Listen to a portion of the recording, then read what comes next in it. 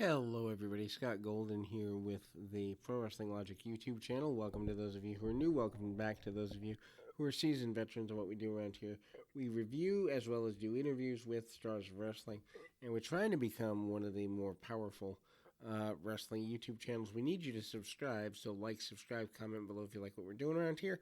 In any event, this is the SmackDown review for the 3rd of July. Happy July 4th to those in the States who celebrate. Happy late Canada Day for those who celebrated Canada Day on Wednesday. In any event, this is the SmackDown review for the 3rd of July 2020. Really, overall, a fantabulous show for about 3/4 of it.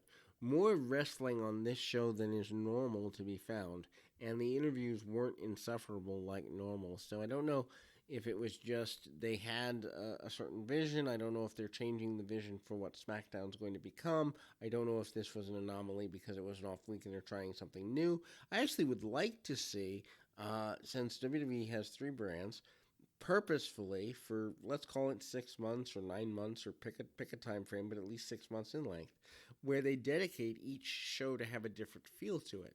Call NXT the hybrid show with half wrestling and half theater.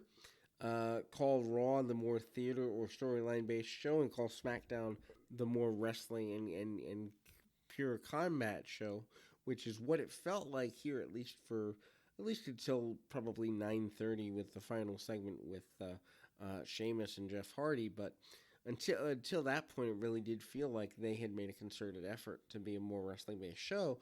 And I wonder what would happen. I have my biases that I think the contact wrestling would win out if people were conditioned to it over a span of time.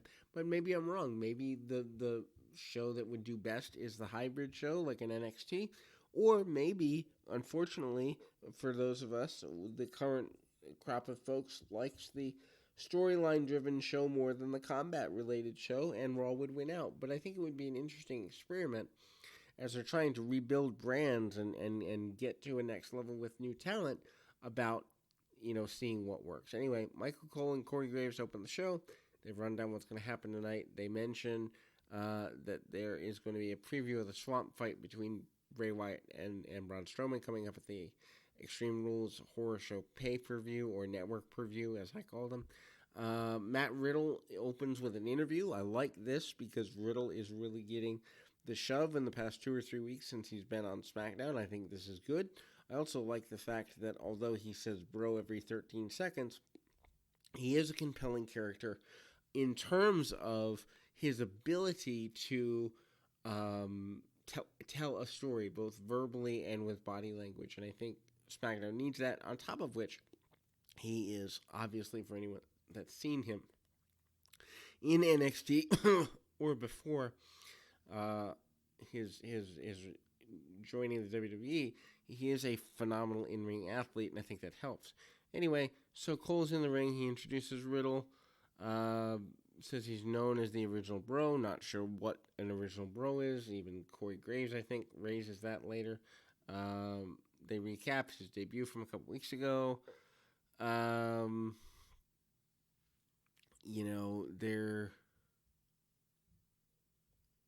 Cole discusses Riddle's debut and his win over AJ Styles, which was a good match, worth going out of your way to see if you haven't already seen it. And he couldn't believe he fought Styles and won. Riddle says, I went with Riles. That was a blend of Riddles and Styles. Anyway, he says that he was surprised himself that he did as well as he did. And he says he couldn't believe that he got to celebrate victory with Daniel Bryan and New Day and Otis. So already Matt Riddle doing his job to put over the babyface talent in the area, which is a classy thing to do. Anyway, Cole notes that Riddle always competes with bare feet, and Riddle explained he used to go to Wisconsin for vacation as a child.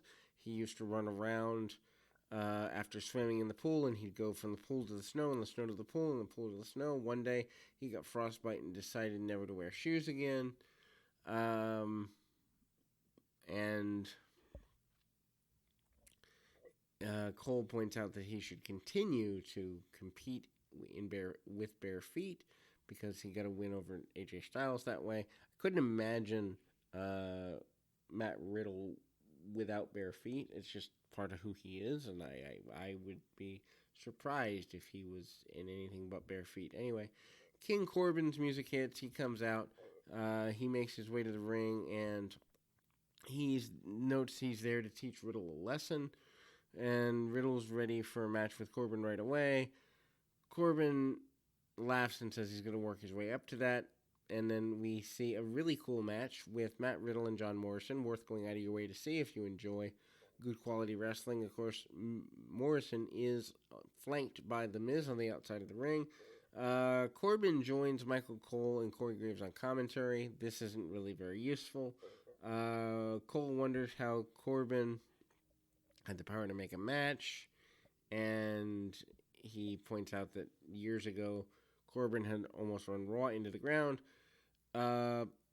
As mentioned, Riddle and Morrison have a phenomenal match here. It's good, well-paced, good action back and forth, lots of hard strikes and the like. They start with mat wrestling and stay there for a while. Riddle goes for submissions early. Morrison gets out of an attempt at a knee bar. Morrison nails a really stiff forearm on Riddle in the early stages. Riddle fights back, and Morrison attempts a running knee, and Riddle uses his MMA background, which I think they need to push a little bit more. Grabs the leg and hooks the leg to be able to get away from that.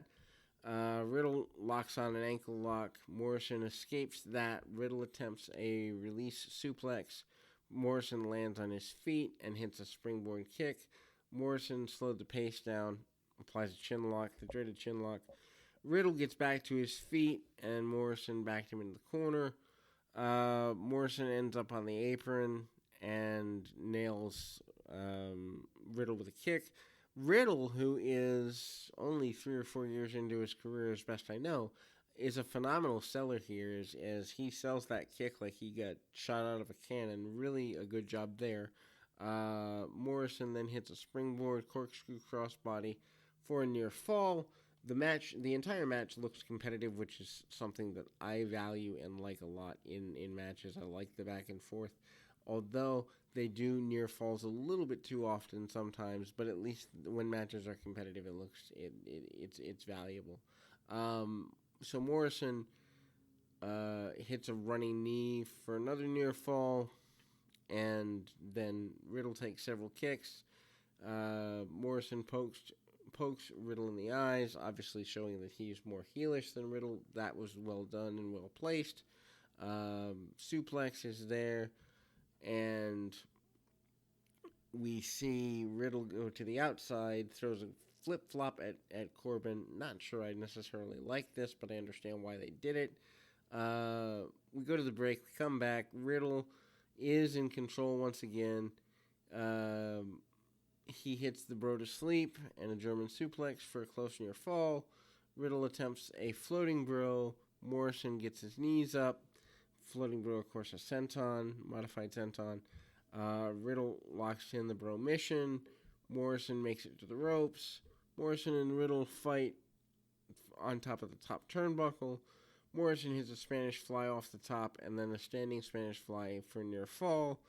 I don't know that this match being this competitive, considering that Morrison has lost a bunch lately, does a lot for Riddle. However, I like the fact that Riddle is standing with a former, even if it's tag team champion, and I think Morrison's a former Intercontinental champion. I think it's good for Riddle to be standing in a longer match here. Anyway, Riddle and Morrison trade shots in the middle. Riddle hits a jumping knee and nearly knocks Morrison out, it looks like. Follows up with a powerbomb and another running knee for a near fall. I think they overuse running knees, but that's one of the overused spots in wrestling right now, period. Miz jumps up on the apron. Riddle knocks him off. Corbin jumps up on the apron. Riddle knocks him off too. Morrison rolls Riddle up for a near fall. Riddle recovers and rolls Morrison up for the pin and wins the match. AJ Styles jumps Riddle post-match. Hopefully that means that they are going to go at it again sooner rather than later. Drew Gulak runs out and continues to protect Riddle, but also sets himself up for his match, which is next. Sarah's in the back and approaches Corbin, Miz, and Morrison. Corbin is furious at Riddle, promises to do something about it. The match between AJ Styles and Drew Gulak for the Intercontinental title is next. This is a slower paced match, really, really well done. Styles is in control early, beats down Gulak and owns the ring for the first several minutes. Gulak fights into a victory roll, gets a near fall. Styles regains control. We go throughout the match several times to Daniel Bryan. He's joining on a Zoom call. He gives his thoughts on the match. I believe Bryan is legitimately at home and has been for a good bit of the quarantine, if not the majority of it. Anyway, Styles uses a snap suplex for a single 1 count. Gulak recovers, Rock Styles with some forearms. Styles takes over with a dragon screw leg whip, and Styles focuses his attack on the leg of the injured challenger. Styles attempts a calf crusher. Gulak rolls through, locks in the submission. Styles makes it to the ropes, breaks the hold. Styles is frustrated ringside. Good to see because it gives Gulak extra credibility, and he rocks Styles with a sliding drop kick. We go to the break. We come back. Gulak is in control of the match again, but Styles uses the post, hits a brainbuster for a near fallback in the ring. Does the champion, and then Styles dominates the match and beats down Gulak. Gulak rolls Styles up for the near fall. Styles pokes him in the eyes, slows the pace down again, uses a chin lock. Gulak recovers, drops Styles face first onto the buckle. Gulak comes back, hits a drop kick, hits a Michinoku driver for another near fall. What's cool about this is that Gulak looks like he's in the match the entire match. Daniel Bryan mentions that too, that he has numerous pinfall attempts and ways to get there, but so he's never out of a match. This is a good thing. So then Gulak places Styles on the top turnbuckle. Styles slips out and drops Gulak face first onto the buckle. Styles hits Styles Clash but does not go for the pin. Styles picks Gulak up, stands him up against the ropes, hits the phenomenal forearm for the win. I'm not sure that I understand the meaning of that. Kind of kills the Styles Clash, which is AJ's major move, and I think if you're going to use it, which he uses less, he uses the phenomenal forearm more.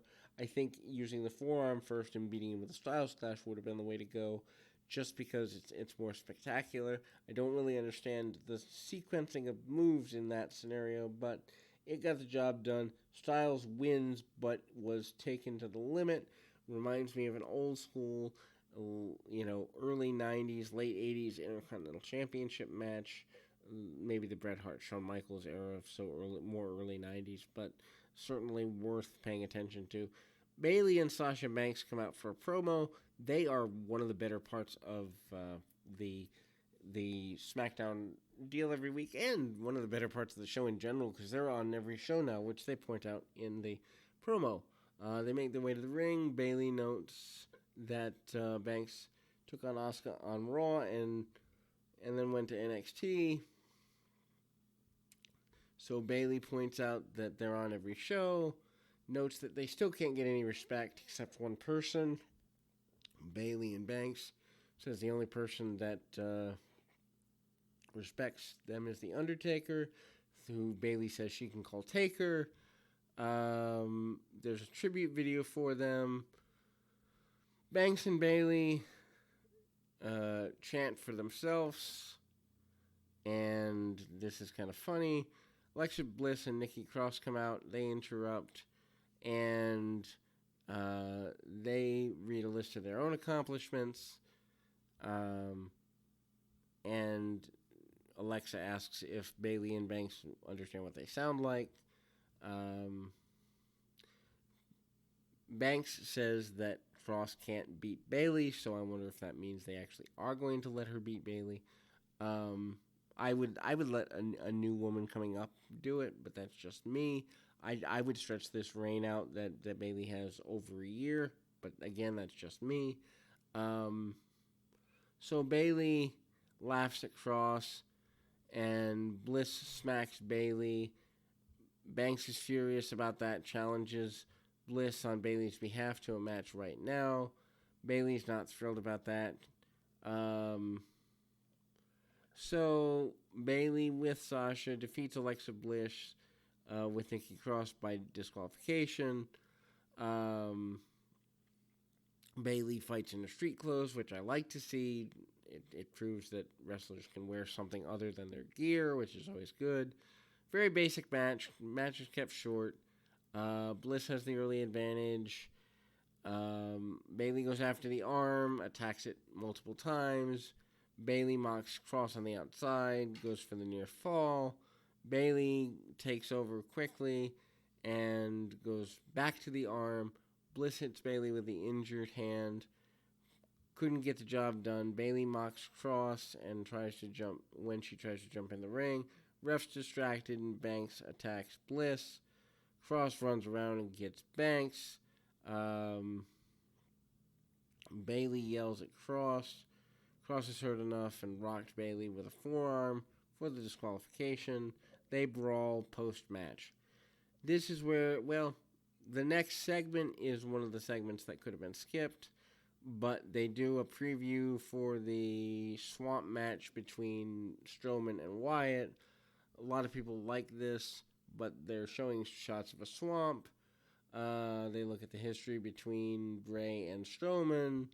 They recap New Day defeating Lucha House Party and Nakamura and Cesaro, attacking the New Day after the match. Then we go to Shinsuke Nakamura with Cesaro defeating Kofi Kingston with Big E.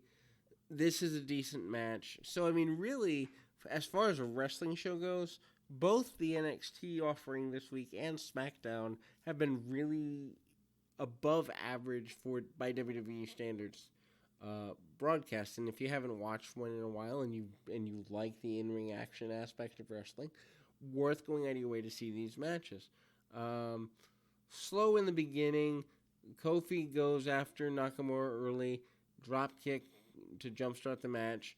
Nakamura takes over for a little bit. Kingston knocks Nakamura to the floor. Hits an attempted dive. There's a cutoff. Kingston throws Nakamura into the barricade. Big E makes fun of Nakamura. Nakamura recovers and hits a kick on Kingston. Kicks him right in the head, which looks pretty brutal. Cesaro then hit Kingston with a right hand on the outside. Big E chases Cesaro around ringside. Cesaro gets away with this, though.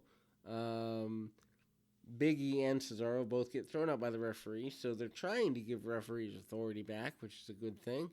We go to the break. We come back. Nakamura in control with the dreaded shin lock. You know, it's so interesting.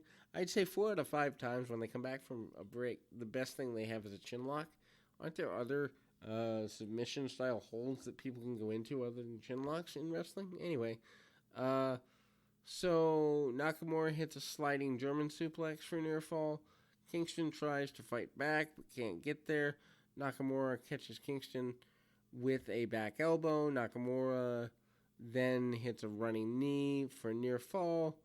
Once again, Nakamura slows the pace down, and Kingston fires up, hits a standing drop kick. Kingston attempts a crossbody. Nakamura gets his knees up and uses an inside cradle for a near fall. Nakamura misses his finish, and Kingston hits the SOS for a near fall, and Kingston hits a double foot stomp for another near fall. Kingston attempts the Trouble in Paradise, but Nakamura avoids it. Nakamura hits the Kinshasa for the win. Post-match, Cesaro makes his way back out and pulls a table out. Big E runs down to ringside, and everybody goes home. The final segment of the show, which is angle driven, which can, in comparison to what they normally do, if they have to put this junk somewhere, put it here. A bartender standing in the ring with a bunch of bottles of alcohol. Hardy makes his way out, admits to being an alcoholic. Sheamus appears, and he's on the big screen. He's giving Hardy his space and distance. Sheamus praises Jeff Hardy for defending The Undertaker last week. Sheamus basically says that Hardy can't avoid his addiction issues, and he's figured out the solution to Hardy's problem, and it's in one of the bottles in the ring. Sheamus toasted Hardy and mocked him for his issues. Hardy's furious and noted that many people go through the same struggles he does, and asks if Sheamus thinks he's funny. Obviously, Sheamus does. He says he is trying to help Hardy, though, and that's why he sent a personal bartender to SmackDown. The bartender put a drink in front of Hardy's face, which is just tasteless. Hardy picks up the drink and teased having it. Instead, he pours the drink on the bartender, broke the bottle over his head. Hardy hits a swanton bomb on the bartender. I mean, I don't know. Why even do this angle? No one cares about Hardy and Sheamus at this point. They've had matches. They weren't standout matches. Anyway, we go to the preview for next week, which improves and includes, easy to say for me, Braun Strowman with a title defense against Bray Wyatt from Money in the Bank, airing on network television for the first time. Women's tag team champions Bayley and Sasha take on Alexa Bliss and Nikki Cross, plus a SmackDown Tag Team Championship match with the New Day versus Nakamura and Cesaro. Overall, for a SmackDown standard, this is much better than is average. Worth going out of your way to see the actual wrestling in the show. We will be back with more great stuff, including the Saturday Night's Main Event series over the weekend. I've got a couple of things I got to get done, but really do want to hunker down and get quite a few of those recorded for you. Until next time, keep your feet on the ground, your mind in the moment.